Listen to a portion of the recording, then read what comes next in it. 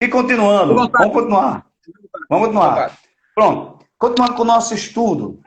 Então, nós temos o dever de estudar a palavra, de usar mecanismos e recursos que nós dispomos de interpretação.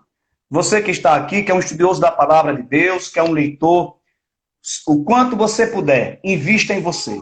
Invista nesse conhecimento. Adquira boas enciclopédias, adquira bons comentários bíblicos, adquira bons livros, viu? Para lhe auxiliar na leitura da palavra de Deus. Se possível, faça um curso de teologia, procure um instituto saudável, de preferência que esteja dentro do nosso contexto doutrinário, para fazer um curso de teologia. Nem que seja um curso básico, para que a gente possa ter melhorar. A gente precisa melhorar cada dia mais. Outra coisa, tem coisas que você compreendeu de uma forma no passado e agora está compreendendo de outra maneira. Por quê? Porque houve um clareamento, um esclarecimento. O conhecimento é algo construtivo e a gente constrói enquanto ensina e constrói enquanto aprende. Essa é a máxima da pedagogia e do conhecimento. Né? Então, assim, nós vamos construindo junto o conhecimento. Então, invista em você. Invista em você. Aí agora eu quero falar de um ponto a respeito da hermenêutica, jamais pergunte ao texto aquilo que ele não tem para lhe oferecer. Ora, quando a Bíblia Repita, por está favor. calada, Repita de jamais novo. pergunte, Pastor. jamais pergunte, tá ruim, é? Melhorou agora? Não, não tá ruim, não. Eu quero que o senhor repita o que o senhor falou. Nunca pergunte o texto, o quê? Jamais pergunte ao texto aquilo que ele não tem para te responder. Pronto. Quer ver um exemplo? Pronto, pastor. Pode... Alguém que fica perguntando aonde estava Daniel quando os três jovens foram jogados na fornalha do... Vem cá, alguém sabe? A Bíblia diz. Para que eu ficar perdendo tempo com isso? O que eu encontro de gente agarrado tem pessoas que vão estudar a Bíblia como se a Bíblia fosse um livro de enigmas. E vai tentar descobrir os segredos obscuros da Bíblia. Isso não existe. Então não precisa estar perguntando ao texto aquilo que ele não tem para lhe responder. E outra coisa, no texto sagrado, tem coisa que não está revelado. E Deus disse isso a Moisés, Deuteronômio 29, 29. Aquilo que foi revelado vai ser revelado. O que não foi revelado, acabou.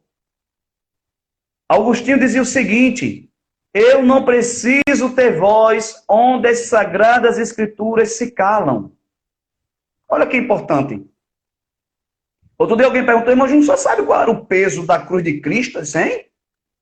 Quanto pesava a cruz? Disse, tá, tem aonde isso? Não porque alguém disse que pesava 76 quilos. Bom, pergunta a ele a fonte, porque eu já li a Bíblia algumas vezes e não achei isso, não. E o outro É perguntou porque assim, quantos espinhos tinha. é porque assim, as pessoas, ela lê livro, as pessoas lê historiadores que fazem livros, tudo isso, mas ela tem que entender que os historiadores, tudo bem, eles pesquisam, tudo, mas nós temos que ir pelo que a Bíblia diz. Exatamente. Ela Exatamente. é a palavra final, não é assim, pessoal? Isso. Você tem que ter um filtro. Eu não concordo com tudo que eu escuto, que eu leio nos livros. Tem coisas que eu leio quando eu vou para a Bíblia. Eu digo, olha, para mim, o pregador, o ensinador, o autor, o escritor aqui, ele se desviou aqui da verdade. Ou seja, ele está em desacordo. Então, eu não aceito aquilo ali. Quando eu disse para usar as ferramentas, né, lançar a mão das ferramentas, para usar... Eu ri porque alguém botou uma coisa engraçada aí. O pessoal é Isso, muito criativo, né? isso aí o senhor lembra que o senhor, quando veio aqui, almoçou na casa da irmã Ângela, né? Lembro, lembro.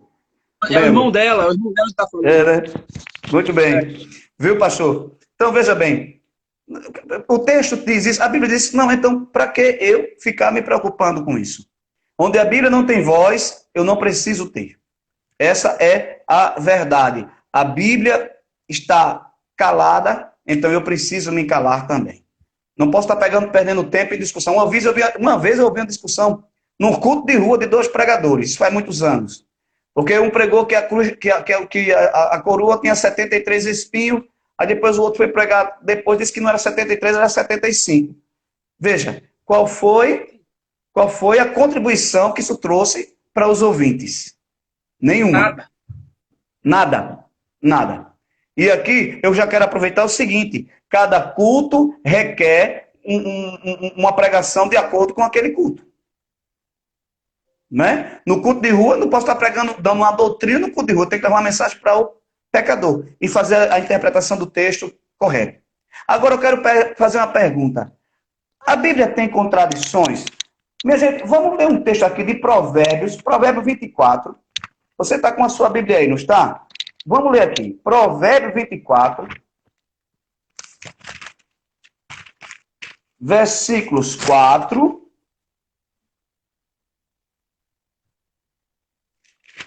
Aliás, é Provérbio 26, perdão. Provérbio 26, versículo 4 e 5. Olha só. Eu estou agora no quarto ponto da interpretação. A Bíblia tem contradições? Vamos saber. Provérbio 26, 4 e 5. Não responda ao tolo, segundo a sua estutícia, para que também te não faças semelhante a ele. Versículo 5. Responde ao tolo, segundo a sua estutícia, para que não seja sábio, ou seja, para que ele não seja sábio aos teus olhos. Aí a pergunta é para responder ou não ao tolo? É para responder ou não ao tolo? Não. Vamos lá. Versículo 26. O versículo 4 diz assim: não respondas ao tolo, segundo a sua estutícia, para que também você não se torne, não te faça semelhante a ele. Mas o versículo 5 diz: responda. Ou responde ao tolo, segundo a sua estutícia, para que não seja sábio aos seus olhos. No versículo 4 diz que é para não responder, e no versículo 5 já diz que é para responder. Então alguém vai ler esse texto e vai dizer: peraí, isso é uma confusão. A Bíblia está dizendo que eu preciso responder ao tolo, e ao mesmo tempo está dizendo que eu não posso responder ao tolo. Vem cá. O que é que eu preciso fazer? Ora, quando eu ler texto dessa natureza, eu preciso entender, tá certo? O sentido que o texto está trazendo para mim e em que situação ele está colocando. Diga, pastor. Olha o que diz aqui o texto, esse mesmo texto que o senhor leu na tradução NVT. O Pois versículo não. 5. Vou ler logo o versículo 5. Pois não. Responda, olha o que ele diz, responda aos argumentos do tolo para que ele não se considere sábio. Pronto. Enquanto no versículo anterior, o versículo 4 diz o quê? Na sua versão. Não responda o argumento do tolo para que não se torne tolo como ele. Ou seja, vai ter situações que o tolo vai estar diante de você, vai levantar uma questão que vai gerar confusão, que vai gerar, está dentro da sua estutícia, mal-estar, e você entra no mérito da questão, você se torna igual a ele. Vão estar discutindo coisas tolas, coisas sem sentido, coisas que não traz benefício e não traz nenhum conhecimento.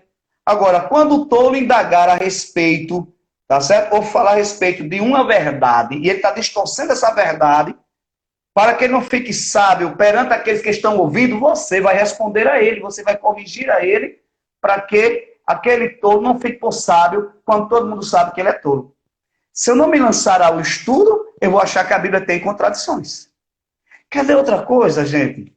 Mateus, vamos lá, Mateus capítulo 20, versículos, Mateus capítulo 20, versículo 29. 20, e saindo 29? eles de... Mateus 20. Tá ruim o meu som, é? Melhorou? Melhorou. Mateus 20, 29. E saindo eles de Jericó, seguiu uma grande multidão.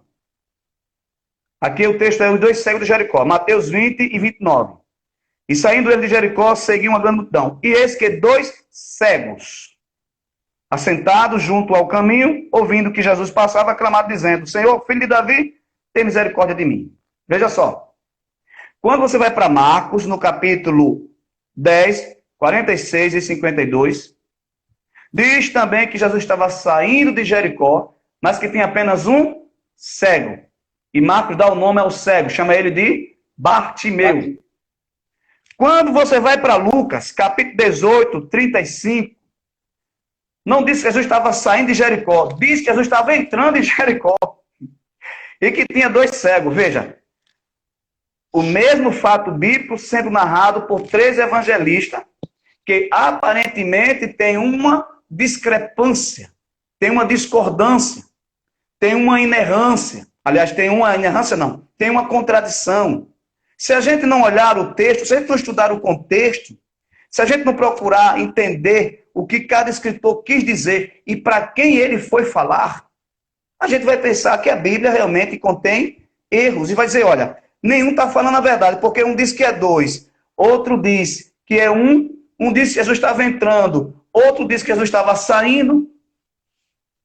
Mas aí, quando eu vou para o contexto histórico, quando eu vou, por exemplo, conhecer a geografia de Israel, das cidades onde Jesus andou no tempo de Jesus, eu vou encontrar que tinha 2 Jericós. Uma antiga que tinha sido destruída no tempo de Josué e não foi mais construída, e uma que foi construída no tempo dos reis. E um vai dizer que Jesus tinha saído da antiga e estava entrando na nova, e o outro vai dizer apenas que Jesus estava entrando. Ou seja, ninguém está errando. Resumindo, Jesus estava entre as 2 Jericó, a antiga e a nova Jericó. Tinha quantos cegos? Tinha 2. Mateus não precisou dar ênfase à história de Bartimeu. Mateus está escrevendo para os judeus e ele relata o fato que tinha 2 cegos. Possivelmente quem clamou foi Bartimeu. Né? Como existe uma história por trás da história de Bartimeu com relação aos romanos, e Marcos escreve para os romanos, pode olhar que a narrativa de Marcos com relação a Bartimeu, ela é mais profunda, ela é mais detalhada, inclusive Marcos apresenta o nome do pai, filho de Timeu, palavra Bar, filho, Timeu, por isso Bartimeu, filho de Timeu. Por que Marcos faz questão de citar o pai de Bartimeu? Porque tradicionalmente existe uma história por trás disso aí, que Marcos agora está querendo explicar aos leitores romanos com relação ao milagre que Jesus fez na vida daquele cego. Então nós tínhamos 2 cegos, Bartimeu se destaca porque é o que clama, e nós tínhamos 2 Jericó. Todos os evangelistas estão certos nas suas colocações. Mas o que vai fazer um leitor apressado? Ele vai se confundir, ele vai achar que a Bíblia está errada e vai logo abandonar o texto. É como a mesma situação do centurião, né? Quando a gente vem aqui também, olha, Mateus, esse negócio fica saindo aqui, rapaz, do meu ouvido. Mateus, capítulo 8, versículo 5. E entrando Jesus em Cafarnaum, chegou junto dele um centurião rogando-lhe. O nosso pregador, Lenilson, está dizendo o seguinte: autor, origem, contexto, cultura, histórico, propósito, destinatário, alguns princípios da bibliologia. Exatamente, pastor Lenilson. Esse Lenilson é uma sumidade, viu pastor Ronaldo? Esse é uma enciclopédia andando. Faz gosto ouvir este homem. De verdade, de coração. Exatamente isso. É justamente o texto, o estudo da interpretação bíblica, né, da hermenêutica, que está dentro da teologia, na parte da bibliologia, que é preciso levar em consideração tudo isso. Tudo que circunda o texto, tudo que é base do texto, tudo sobre o qual o texto está falando ou está apoiado. Olha, Mateus diz, e entrando Jesus em Cafarnaum, chegou junto dele um centurião rogando-lhe. Lucas, quando vai escrever a sua história, Lucas não diz que foi o centurião. No capítulo 7 de Lucas, versículo 1, você tem uma Bíblia aí, vamos acompanhar? Lucas, capítulo 7, versículo 1, né? Olha o que é que diz o texto. E depois de concluir todos os seus discursos perante o povo, entrou em Cafarnaum. E o servo de um certo centurião, a quem este muito estimava, estava doente e moribundo. Versículo 3. E quando ouviu falar de Jesus, enviou-lhe uns anciãos dos judeus, rogando-lhe que viesse curar o seu servo. Aparentemente, nós temos uma discordância, uma discrepância. Porque Mateus diz que foi o centurião que falou com Jesus. Lucas, que escreve o seu evangelho, e é importante atentar para uma característica de Lucas, né? Lucas não esteve com Jesus. Lucas, ele escreve o seu evangelho a partir do relato de uma pesquisa minuciosa que ele faz com as pessoas que estiveram próximas de Cristo, que estiveram junto de Cristo. Por isso que ele diz que, examinando detalhadamente, né, ele abre tanto o Evangelho como o seu escrito e abre dos apóstolos, todos, ele faz querendo dizer que, após examinar detalhadamente os fatos narrados e já conhecidos, veja, Lucas é o mais detalhista dos evangelistas, dos evangelhos sinóticos, ou seja, os evangelhos semelhantes, Mateus, Marcos e Lucas, porque ele realmente, por natureza, ele é eloquente, é grego, é um homem da letra, da cultura, seu escrito é mais rebuscado, e ele é mais detalhado nos fatos. E Lucas, não tem nenhuma contradição entre Lucas e Mateus, por quê? Porque um centurião, uma autoridade, no contexto cultural da época, quando mandava, ele podia mandar alguém representá-lo, ou alguém ir falar com outra pessoa em seu nome, aquela pessoa era considerada como se fosse o próprio. Por exemplo,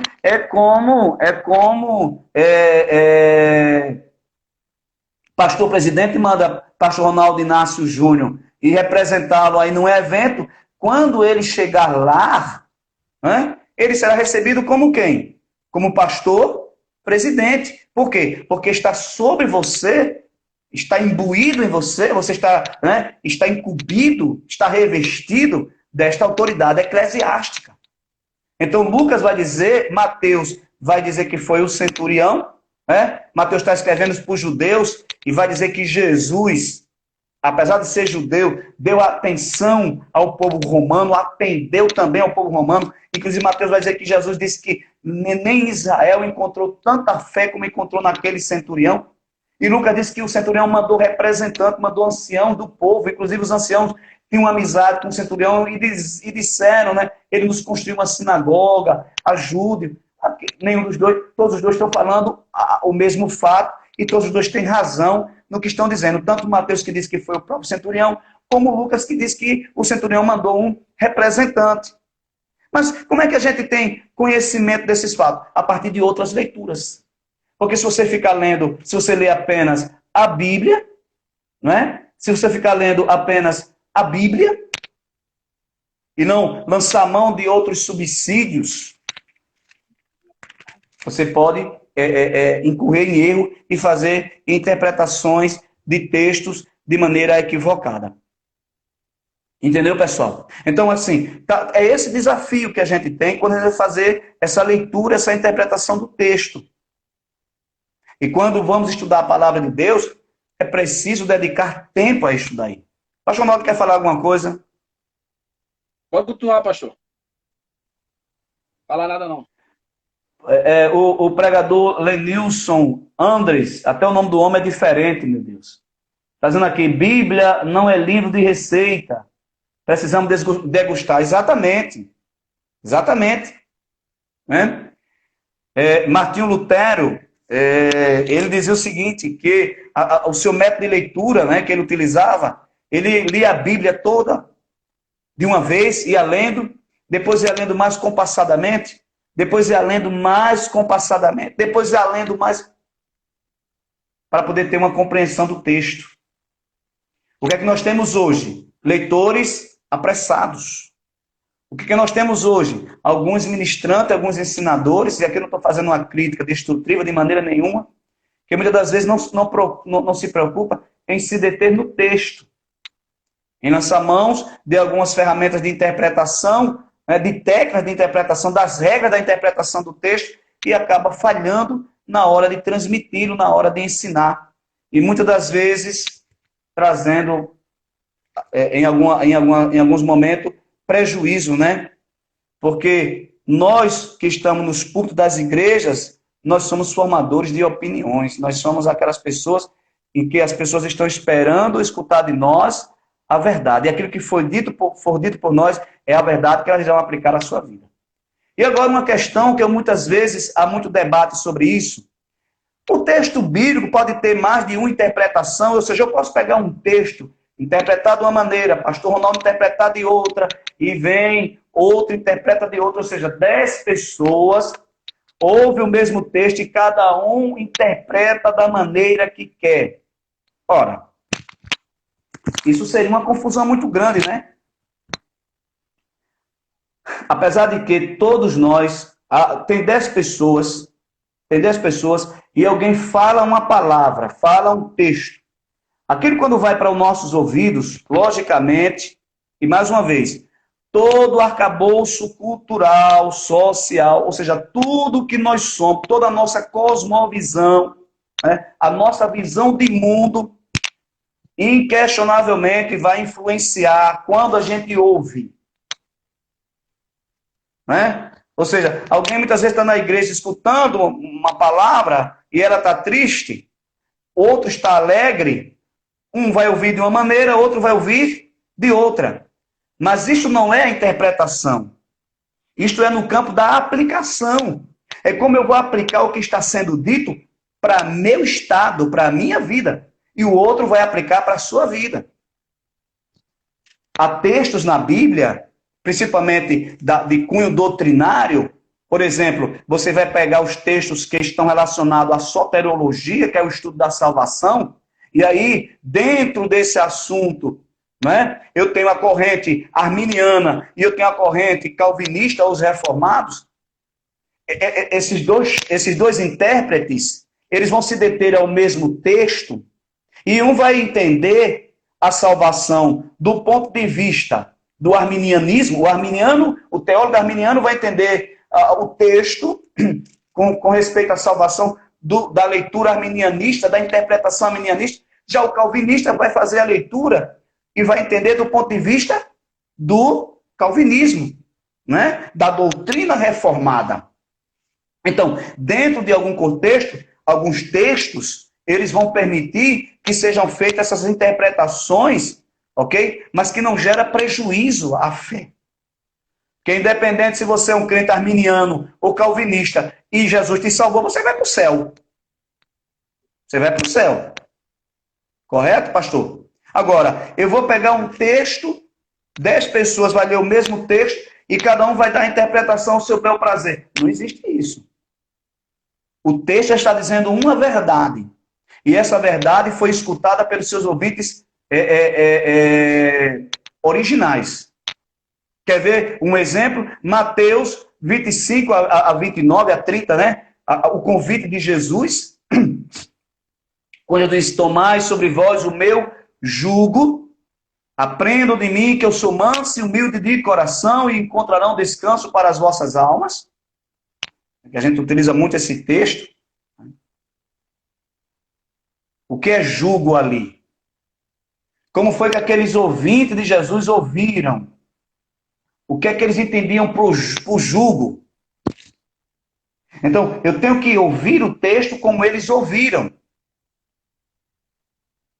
E o texto, ele diz aquela verdade que foi dita para aquele povo, é a mesma verdade que está sendo dita para mim.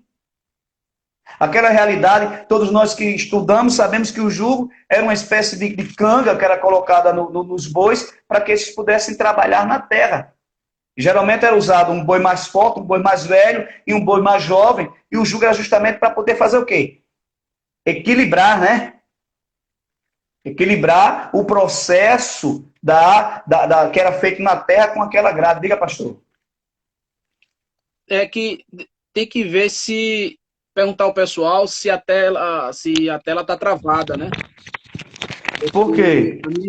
A minha esposa está assistindo o celular dela, ela me mostrou agora que está travando. Aí eu queria saber do pessoal aqui, se o pessoal podia falar aqui pra gente, se tá tudo normal aí, pessoal.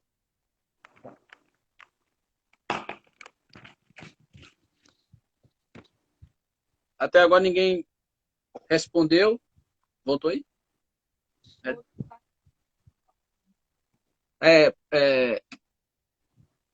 Se as pessoas pudessem responder, por exemplo, aqui na minha esposa, pastor, tá travado, né?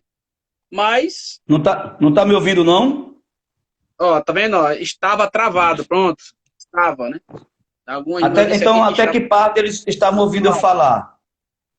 O meu Ao meu, não. não. Pronto, pode continuar, pastor. Então, o que é que eu estava falando? Exatamente disso. A interpretação do texto. Então, eu preciso fazer a interpretação desse texto, o senhor, todo leitor, escutando o texto como ele foi dito originalmente. Eu não posso colocar aqui a minha própria interpretação. Agora, a aplicação desse texto, eu posso aplicar de diferentes formas. Entendeu, pastor? Porque a gente escuta muita gente dizer o seguinte, ó, não, a Bíblia cada um interpreta ela como quer. Não, isso não é verdade. Porque isso seria uma confusão muito grande. Existem regras, existe normas, existe técnica, existe princípio de interpretação. E é o que a gente tá discutindo aqui nessa live, que é preciso levar em consideração. Por exemplo, quando eu interpreto um texto fora do seu contexto, olha o problema que dá, como a gente já viu aqui. Correto? Olha o problema que dá. Então, assim, sempre que eu estiver lendo o texto, lendo a palavra de Deus, eu preciso ouvir o texto como aqueles leitores originais escutaram o texto. Como eles ouviram o texto. E interpretar o texto conforme aquilo que ele está dizendo. Não aquilo que eu quero que ele diga. E mais uma vez, o que é que acontece muitas das vezes conosco, com a maioria de nós, é que a gente vai para o texto já com a opinião formada, já com o pensamento formado. Muitos de nós, inclusive quando vai pegar um texto para pregar, a gente já tem a pregação, né? Como diz a história. A gente percebe logo, rapaz, quando já tinha a pregação. Você já viu o pregador que pegou um versículo, leu na Bíblia e não falou nada com nada? Ele não disse nada daquele versículo, daquele texto, não explicou nada. Leu só por ler. Você vê logo que aquele pregador, ele não se preocupou com o texto. O senhor já viu isso? Eu já vi isso também. O pregador chegou no púlpito, leu um texto, falou 45 minutos, 1 hora, e não disse nada a respeito do texto, não explicou uma só palavra do texto. Então, veja, para mim, desculpe, isso é deslealdade com o texto. Isso é falta de honestidade com a palavra. Porque pregação é falar da palavra, é explicar a palavra, é ensinar a palavra, interpretar e aplicar o que a palavra está dizendo. Correto? O que a palavra está dizendo. Então, dentro desse estudo da hermenêutica, a gente precisa ter muito cuidado com isso. Ora, se eu li o texto, eu tenho que dizer o que o texto está dizendo. Explicar o texto aos meus ouvintes. Rapaz, o sentido do texto é isso aqui. Agora você aplica ele assim, você aplica ele assim. Ou quem está alegre vai aplicar de um jeito. Né? Quem está... você recebe uma palavra de exortação na igreja. E Deus na palavra, alguém vai... Meu professor, se possível, explique a vida em abundância que Jesus proferiu em João 10. Ok? Meu nobre Antônio, né? Muita gente está pegando esse texto da vida em abundância e materializando ela, né? Materializando a vida da abundância material. Precisa ter cuidado. Eu vos dei a vida e a vida com abundância. E alguém tá pegando esse texto, pastor Ronaldo, explicando aqui o que o irmão perguntou, e interpretando ele e aplicando ele dentro do contexto da doutrina ou da teologia da prosperidade. Dizendo, olha, Deus prometeu vida em abundância. O contexto aqui é eternidade. O contexto aqui é vida de salvação. Aliás, a palavra vida aqui, no contexto de João, nem é bios. Não é a vida bios, não é essa vida biológica que eu tenho. É a vida espiritual. Né? Essa vida abundante aqui é vida espiritual. Tanto aqui quanto na eternidade. Quanto na eternidade. Mas o que é que está acontecendo? Proponentes da teologia da prosperidade ou pregadores que querem animar a plateia, vai pegar esse texto e vai pregar só bênção material. Gente, Jesus dá bênção material para o crente? É claro que dá. Eu conheço crentes que estão abençoadíssimos, são ricos, são abundantes materialmente, mas o texto não diz isso. O texto está falando a respeito da vida espiritual. João, aliás, o apóstolo João, né, no seu evangelho, todas as vezes que ele vai falar a palavra vida, ele constrói a vida aqui em torno de Cristo. Ele está falando da vida que a gente tem após Cristo. Ou seja, a abundância dessa vida na vida espiritual e depois na vida eterna. É isso que o texto está falando. Irmão Tony, entendeu, irmão Tony? Pastor Naldo, entendeu, pastor Naldo? Entendi, sim, senhor. Isso, Tá isso aí, tá me ouvindo? isso, eu estou ouvindo o seu bem, estou ouvindo o seu bem. Isso aí, realmente, muita gente está pregando em cima da teologia da prosperidade, isso é verdade. Mas o senhor agora também explicou agora, e agora não tem como... É como eu sempre digo aqui, o pessoal do Matinado. Enquanto você não sabe, você é leigo. Mas depois que alguém explica a você, acabou-se. Erra se quiser. Não é? Erra se quiser. Erra se quiser. Erra se quiser. Tá certo? Então, depois meu irmão Antônio, o irmão Antônio é um aluno do curso Tetado, é sempre um prazer tê-lo conosco aqui, como as demais pessoas. Então, é como eu estava dizendo, com relação a essa questão de ensinar o texto, pregar o texto, né? E dizer o que o texto está dizendo. Agora, na hora da aplicação, por exemplo, se a palavra é uma palavra exortativa para corrigir pecado, alguém está em comunhão com Deus, em santidade com Deus, vai receber aquela palavra com muita alegria. Não é verdade? A aplicação daquela palavra vai lhe causar a alegria. Mas se o crente está errando, precisa se consertar. No primeiro momento, aquela palavra vai ferir ele, vai causar tristeza. Ele vai olhar para a palavra e vai dizer, meu Deus do céu, eu acabei de ser descoberto aqui. Deus acabou de dizer que realmente eu estou precisando me consertar. Ora, quem é crente em Jesus e sabe que erra, que peca, não entristece quando a palavra vem nos pinhaços da gente. Vou usar até uma linguagem nossa aqui. Nos pinhaços da gente para nos corrigir. Mas não é verdade, pastor? Veja, mas foi a interpretação? Não, foi a aplicação. A interpretação é única, porém a aplicação ela pode se estender de vários aspectos. É isso que algumas pessoas não entendem e estão confundindo interpretação com explicação. Quando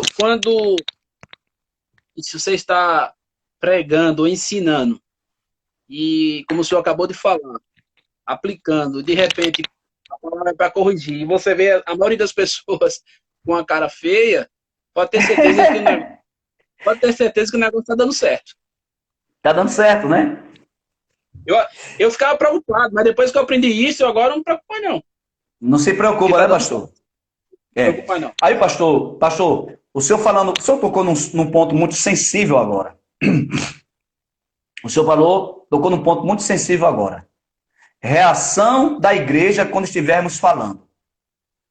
Jesus do céu, o que tem de pregadores, principalmente no meio pentecostal, que ele leva a mensagem para a igreja, e ele começa a pregar a mensagem, ele vai bem na mensagem. Aí ele olha, a igreja está degustando a palavra, ouvindo a palavra, mas a igreja não está com aquela reação de euforia, de manifestação, como costumamos ver no nosso meio pentecostal. Aí sabe o que o pregador faz? Ele vai e toma outro caminho. Muda. Ele abandona, meu irmão, ele abandona o texto, ele abandona o que ele estudou, porque ele acha que a igreja precisa reagir de maneira como ele espera que a igreja reaja. E eu vou dizer uma coisa, o senhor sabe disso, eu sei disso, nós que somos do meio pentecostal, dá muito trabalho da gente se desvencilhar disto. Dá muito trabalho. Por quê? Porque nós somos ensinados assim. Nós vivemos num ambiente assim. E às vezes vamos por público e fica preocupado se a igreja está gostando ou não do que estamos pregando, quando na verdade jamais nós deveremos ter essa preocupação. A minha responsabilidade deve ser com a palavra, não com o público. Sim. Uma vez eu pensava até assim, eu disse, mas rapaz, ninguém tá dando glória a Deus. Rapaz. Aí eu se cair uma agulha, a gente escuta. Exatamente, cheguei em casa preocupado, disse, meu Deus do céu. Só que um professor chegou para mim e disse assim, Ronaldo, quando as pessoas ficarem caladas, observando você falar, isso não quer dizer que ela não esteja recebendo. Isso é sinal que eles estão aprendendo. Exatamente. E aí, Exatamente. isso entrou no meu coração, e aí, depois desse dia, eu disse, não, agora não me preocupe mais não. Que Deus mandar, a gente fala e Pronto. pronto. Exatamente. Exatamente. Olha, o meu Olha o que o irmão Sérgio compromisso, disse. senhor, Olha o que o irmão Sérgio disse. Nem todo mundo está pronto para ouvir a verdade. exato, exato. Então, quem prega, quem ensina, né, o líder, o compromisso dele é com a verdade da palavra. Logicamente, púlpito não é lugar para desabafo, púlpito não é lugar para alguém levar o que é chamado de alimento pronto, né? Não. Mas Deus lhe deu uma palavra, você estudou a palavra, e aí tem uma coisa, um pastor, um líder, um pregador, ele pode pregar uma palavra de acordo com a necessidade do povo. Olha, se ele sabe que existe uma coisa que precisa ser corrigida, ele vai estudar a palavra e fazer o seu sermão para corrigir aquilo ali. Agora, o senhor Correto? tocou num assunto, agora você gostou, o senhor tocou num assunto agora que, assim, ser pastor de igreja, ser pastorear a igreja, é meio difícil. Em que sentido? Muitas pessoas vêm conversar com você. Muitas Certo? pessoas vêm desabafar, vêm contar os seus problemas, querem uma opinião, e de repente você está pregando ou dando um estudo à igreja, e de repente você toca num assunto que aquela pessoa vai dizer, ih, o pastor está me levando como exemplo. Mas muitas vezes não é. Não é? Não é. E aquela coisa, o que deve prevalecer nisso daí, pastor Ronaldo? A sinceridade do pastor. Sim. É. A convicção do pastor. E aqui é justamente isso. O pregador ele não precisa estar afobado, desesperado com a reação. Ele tem que estar comprometido com a palavra que ele recebeu de Deus, a palavra que ele estudou, a revelação que chegou a ele através do Espírito Santo, aquilo que ele interpretou, o sermão que ele construiu, e aí entregar a palavra para a igreja. E deixa o Espírito Santo fazer a obra. A minha responsabilidade, a sua responsabilidade, a responsabilidade de quem prega, de quem ensina, é isso mesmo, é pregar, é ensinar, interpretar com honestidade o texto, tudo que a gente já discutiu nessas duas lives, não colocar pretexto no texto, não colocar texto onde o texto não tem, ser honesto com aquilo que a palavra diz, escrever o seu sermão e agora pregar, ensinar, comprometido com o quê? Com o contexto. Né? Com contexto, não com a plateia. Mas eu vejo muito acontecer. Eu vejo muito acontecer. A pessoa tá bem, rapaz. Daqui a pouco, 15, 20 minutos, vai estar lá comendo a palavra, se alimentando. Aí acha, pronto, aí daqui a pouco mistura tudo. Começou no texto, terminou. E aqui eu quero colocar, dentro desse estudo, querido, termine as suas pregações, querido. Outro dia alguém reclamou porque uma pessoa foi pregar sobre a ressurreição de Lázaro e terminou a pregação e o pastor não tirou Lázaro do túmulo. Não disse, não deu, não disse Jesus não disse, sai do túmulo, Lázaro. Ficou faltando isso. Meu irmão, termina a pregação. Vai pregar sobre o paralítico do tanque de Beteja. Levanta esse paralítico em nome de Jesus, amigo. Mostra um pouco, o paralítico saiu com a cama na cabeça. Outra coisa, que é muito importante. Irmão, mas rapaz, vai pregar sobre o cego de Jericó de novo. Pois é, de novo, você precisa aprender sobre o cego de Jericó. Não aprendeu direito ainda. O senhor Não tocou aprendeu num direito assunto agora ainda. Não aprendeu. Mas que é, pastor. é isso aí. De novo, mas rapaz, esse pastor vai pregar de novo sobre a mulher do fluxo de sangue. Pois é, porque você não aprendeu direito ainda sobre a mulher do fluxo de sangue. Ele precisa aprender. Outra coisa, pode ler o texto bíblico. Deus se preocupou com o seu povo em marcar, levantar monumentos para trazer à memória o que já foi dito anteriormente. Então, igreja vai continuar e precisar continuar ouvindo muitas das vezes as mesmas pregações e trazer à memória as mesmas coisas para continuar sendo o quê? Edificados. Eu sempre disse aqui o seguinte, irmão, vocês podem até estar achando ruim, porque está sendo pregado isso aqui de novo. Mas enquanto não aprender, não vai sair disso não, hein? Tem que aprender Muito para bem, poder sair. pastor. Nós estamos na mesma linha teológica, viu? Isso quer dar Amém. certo. Amém. Amém. Né? Então, outra coisa, querido, pregação tem começo, meio e fim, introdução, desenvolvimento, conclusão e aplicação. O que acontece muitas das vezes é que tem pessoas que começam aplicando o texto, depois vai para o desenvolvimento e termina na introdução. E as pessoas ficam sem entender. A mensagem ela tem começo, meio e fim. O texto utilizado, né? Você usa o texto, vai fazer a sua pregação e a mensagem tem começo, meio e fim. Introdução, desenvolvimento, conclusão e a aplicação da mensagem, que é a conclusão, que é o fechamento. Dentro desse assunto, a gente está se aproximando, meu Deus, só falta 15 minutos. Mas aí já estamos encerrando. Eu espero que eu tenha contribuído de alguma maneira com os nossos ouvintes, com os nossos participantes, né? A linguagem agora é bonita, é participante da live. Dentro desse contexto, né, dentro do assunto, nós precisamos se fazer entendidos. O maior desafio dessa nossa geração é diálogo, é comunicação, é compreender. E devemos sempre olhar qual é o público que está nos ouvindo. Não adianta eu levar para o público uma mega pregação, com palavras rebuscadas, com um linguajar polido, e o povo não me entender. Eu tenho, Pastor Ronaldo, eu tenho os meus aferidores da medida da pregação. É a família. Todas as vezes, quase todas as vezes que eu prego, quando a gente está voltando do culto, eu venho dentro do carro perguntando a eles, entenderam o que papai pregou? Eu pergunto à minha esposa, entendeu o que eu preguei? Diga aí o que foi que eu preguei. Porque eu tenho para mim que se a minha própria família, que convive comigo todo dia, não me entender, imagina o povo. Imagina os outros. Então, simplicidade, humildade, contexto, reconhecer quando errar, corrigir o erro. Isso faz parte da nossa construção, do nosso entendimento. Ninguém é melhor que o outro, ninguém sabe mais que o outro. Deus está aqui para ajudar a todos. Agora, eu preciso me dedicar, eu preciso me esmerar nesse texto. Eu gosto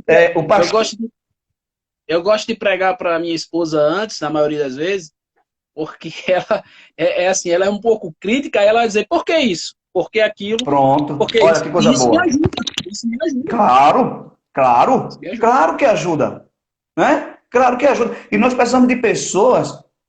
Um dia, pastor Ronaldo, faz muito tempo, olha que coisa, muitos anos atrás, eu preguei uma mensagem sobre os moços que não se dobraram à estátua de Nabucodonosor. A mensagem foi aquela mensagem, meu irmão. Aquela mensagem. Pensa numa pregação, isso foi muito tempo, na Vila Regina. Mas eu passei a pregação todinha falando estalta. E eles não se dobraram na estalta. Mas, menino, só deu tempo de descer do púlpito. Chegou uma jovem e disse, pastor, olha, pregador, olha, irmão Júnior, olha, a mensagem foi primeira, viu? Mas não é estátua, não, é estátua. Olha, deu vontade de dar um cascudo na criatura, mas eu não digo, não, ela tem razão. Eu preciso. O povo está atento, meu filho. O povo está atento. Olha quem entrou agora. O pregador de multidões internacionais, Davi Ferreira. Meu irmão, aí é peso, viu? Aí é peso. Eu fico até acanhado numa hora dessa. Ainda bem que ele entrou no fim da live, meu irmão. Porque falar na frente de um homem desse dá trabalho. Eu já estava preocupado com o Lenilson aqui na live, agora entrou Davi. Olha que negócio. Pense, meu amigo, na minha responsabilidade. Graças a Deus ele chegou no fim. Eu já estou terminando, né? Então a gente já vai, viu? É um amigo, viu, pastor? É um amigo. Não, esse é um amigo. Esse daí vale ouro. Então, a pregação é isso. As pessoas precisam entender o que a gente está pregando e aplicar na sua própria vida, né? Para nos tornarmos crentes melhores. E tudo isso requer dedicação, requer estudo, requer que a gente se esmere na ditação e na leitura da palavra. Faltam 10 minutos. Se alguém quer fazer alguma colocação, se alguém quer perguntar alguma coisa a respeito da interpretação do texto bíblico, daquilo que a gente já falou, nós falamos sobre 5 regras básicas. Gente, outra coisa, essa live, obviamente, isso aqui, a gente não esgota todo o assunto a respeito da hermenêutica. O que eu estou trazendo aqui para vocês é um pontapé inicial. Cada um precisa daí para frente, né, Pastor Ronaldo, buscar cada dia mais melhorar. Agora, logicamente, eu compreendo, eu acho, né, na minha cabeça, que eu contribuí para alguns, talvez não para todos, mas eu contribuí para alguns com relação a essa temática. Outra coisa que os crentes gostam muito é de caixinha de promessas, né? Não querem ler a Bíblia porque tem caixinha de promessa em casa. A hermenêutica diz, não tem a caixa de promessa. É brincadeira, gente. A hermenêutica não diz isso, não. Mas eu que estou dizendo a você. Valer Bíblia. Só tocou num assunto, isso é perigoso. Perigoso. Só tem promessa. Na minha opinião, uma caixinha que só tem coisa boa, então se eu estiver fazendo alguma coisa de errado e for lá na caixinha de promessas, ele vai dizer, continue assim, assim, assim. Continue assim. Não, pastor, é como alguém que diz assim, eu vou ler, as pessoas querem dizer assim, Deus fale comigo, né? Aí abre o texto. Sabe o que aconteceu, pastor? Eu era dirigente na Vila Regina e uma irmã santa, uma santa irmã, já dorme no Senhor. Inclusive, hoje falamos sobre ela aqui com uma amiga cliente que veio aqui em casa. Essa irmã já dorme no Senhor já faz algum tempo. Essa irmã é uma santa. Um dia ela chegou na igreja aperreada, disse, pastor Júnior, irmão Júnior, eu estou muito aperreado. Eu disse, por quê? Disse, não, porque eu acho que eu estou em pecado. Eu digo, bom, você está em pecado, é preciso corrigir. Mas, irmão, eu conheço a senhora tem uma vida de piedade. Não foi que eu disse, não, porque eu estava em casa, abri a Bíblia e disse, Deus fale comigo. E abri em Isaías 59:2, onde está escrito assim, os vossos pecados fazem separação entre mim e vós. As vossas mãos estão cheias de sangue, de maneira que eu não ouço quando vocês falam e eu viro o meu rosto de vocês para não ouvir o que vocês estão dizendo. Ela leu, abriu e leu e achou que Deus estava falando com ela. Meu irmão, para convencer essa irmã que não era assim que funcionava o negócio, a Bíblia não é um livro que eu tenho que ficar de manhã, peraí, que Deus vai falar comigo e abro. Não, eu tenho que estudar a palavra. Estudar os livros, estudar o Antigo Testamento, estudar o Novo Testamento, ter um plano de estudo, ter uma sequência de estudo, estudar a Bíblia de maneira sistemática, não ir para a Bíblia quando eu for pregar, não, eu vou escolher um texto aqui para pregar, não. Né? Alguém disse com muita propriedade, quem nunca leu a Bíblia toda, nunca viu Jesus por completo. Ou não conhece a respeito de Jesus. Olha que coisa. Não conhece a respeito de Jesus. Então a gente precisa ler o texto, conhecer o texto, conhecer contexto, conhecer a história, conhecer o que está por trás. Enriquecer cada dia mais a nossa pregação com uma interpretação honesta do texto, não colocando o texto onde não existe texto. Certo? Então, essa é outra regra também. São outros princípios também a respeito da interpretação do texto. Disse que alguém, pastor Ronaldo, um dia muito aperreado, né? Ele disse, eu vou pedir para Deus falar comigo. Ele não costumava ler a Bíblia, esse crente não costumava ler a Bíblia, mas Deus vai falar comigo. Aí quando abriu a Bíblia, né, muito aperreado, aí estava lá escrito, e Judas foi e se enforcou. Aí ele fechou a misericórdia, não é Deus não. Não é Deus não, não é Deus não, vou orar de novo aqui, e vou abrir onde eu abri. Aí quando abriu, leu naquele texto, vai tu e faz o mesmo. Olha, misericórdia, Deus está falando comigo não, isso é... Então, porque isso não é método. Isso não é método, a gente tem que estudar a palavra. Então, gente, era isso que eu queria trazer hoje. Espero ter contribuído com vocês. Se alguém tem alguma colocação, alguma correção a fazer, estamos aqui, tá certo? E se tiver alguma pergunta, se eu não souber, tem Ronaldo e agora tem Davi. Fica aí, Davi. Tem Davi para responder para a gente. Professor, eu quero agradecer ao senhor mais uma vez, para o senhor mais uma vez estar disponível para falar um pouco e ensinar. Eu tenho aprendido muito nessas lives que eu tenho feito com o senhor, desde aquela primeira que a gente vem fazendo sobre escatologia. E dizer ao pessoal que as lives que estão sendo feitas aqui, ela fica salva lá no canal do pastor Júnior, EV Júnior Mendes, né? É assim o seu YouTube? Isso. EV. Júnior Mendes. Pronto. Os irmãos procurem lá. Está sendo muito edificante. Eu mesmo estou aprendendo bastante. E eu estava dizendo hoje para minha esposa que, assim, nesse tempo de pandemia que nós estamos vivendo, eu tirei esse tempo para aprender, para ler, para me dedicar mais aos estudos da palavra. Não só porque nós estamos pastoreando alguma igreja, mas eu acho não, tenho certeza que isso é o certo a ser feito. Porque Pois isso vai não. trazer coisas boas para sua memória, vai trazer coisas boas para você, e você não vai ter tempo de pensar coisas ruins. Verdade, Então, pastor. Deus abençoe o senhor, viu? Deus abençoe o senhor. Amém, meu Deus pastor. abençoe. Estamos às ordens. É um prazer, viu? É um prazer. Amém. Tá certo? E quero. Amém. E se o senhor desejar, quiser, na semana que vem, dentro desse mesmo assunto, eu não sei se o pessoal gostaria também, né? Que é um assunto mais Não, voltado para quem prega, para quem quer ensinar, falar um pouco sobre a homilética. Ou seja, o que é a homilética? A homilética é a arte de pregar o sermão.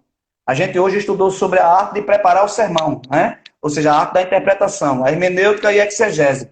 E a homilética não, mas é a arte da oratória, é os tipos de sermões que podem ser que devem ser utilizados e pregados na igreja, enfim. não, mas na próxima quinta, pastor, nós vamos continuar assim. Tem que terminar esse. O senhor disse que hermenêutica, exegese tem que terminar. A homilética tem que terminar. Pronto. Vamos terminar sim. Em nome de Jesus, na próxima quinta-feira, às 21 horas. Vamos terminar em nome de Jesus. Amém? Eu quero só deixar um recado pro pessoal que está aqui. Domingo, às 22 horas, nós vamos continuar. Domingo passado nós falamos sobre família, foi uma benção. E Pois não. domingo às 22 horas vamos continuar falando sobre família. Vamos falar como ter um lar feliz. Amém? Deus Amém, abençoe a pastor. todos. Coisa boa. É um tema maravilhoso. Paz do Pastor, muito Senhor, povo de obrigado, viu? Deus. Deus abençoe. Amém. É uma Deus alegria, meu abençoe. amigo, contribuir com você com o reino de Deus. Deus abençoe mais e mais, Então, viu? até a próxima quinta, às 21 horas, em nome de Jesus. Amém? Em nome de Deus abençoe. Jesus. Deus abençoe. Pessoal, para finalizar, não esqueçam, não esqueçam. Domingo, às 22 horas. Domingo, às 22 horas, vamos falar como ter um lar feliz. Vamos falar sobre família. Então, domingo passado foi uma bênção. Falamos como trazer o céu para dentro da nossa casa e agora vamos falar como ter um lar feliz. Então, eu espero vocês domingo às 22 horas, tá bom? Deus abençoe vocês, tenham uma noite de paz, uma noite de sono e continue tendo uma semana de paz em nome de Jesus. Obrigado a todos e como o pastor Júnior disse, que vocês tenham recebido e com certeza edificado a vida de vocês. Amém? Deus abençoe, pessoal.